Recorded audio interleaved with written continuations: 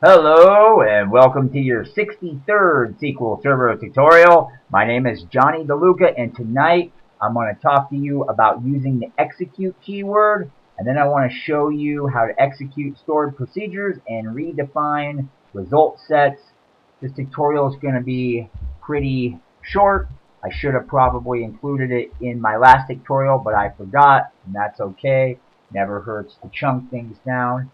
So anyways, without further ado, to execute a stored procedure using T-SQL, you use the execute keyword. And that syntax looks as follows, right? Here's a dummy example, and here's a working example. Use EventualWorks 2012 database, execute dbo.purchase order information. Okay, so you can use the whole execute keyword right here, or you can just use exec. This keyword is an enhancement with SQL Server 2012. Also in SQL Server 2012, you can change the names and data types of each column in the result set or redefine the result set, and that syntax looks like this little dummy block right here. And so to change the result set, you issue the execute command like you normally would, but you add a with result sets statement, just like that right there.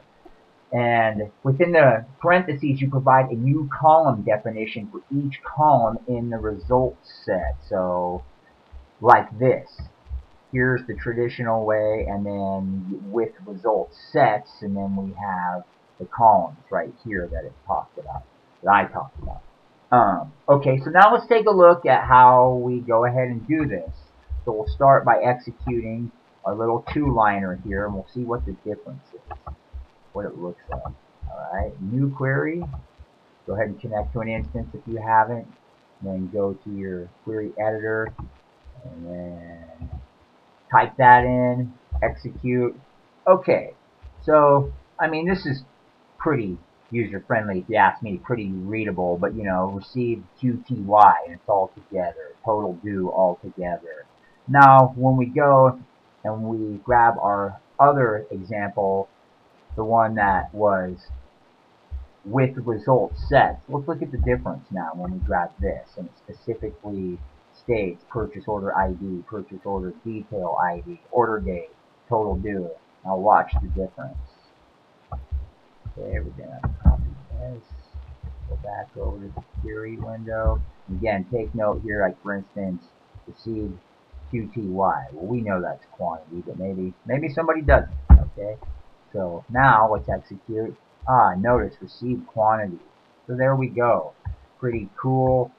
Now you are a rock star when it comes to using the execute and exe keywords with stored procedures.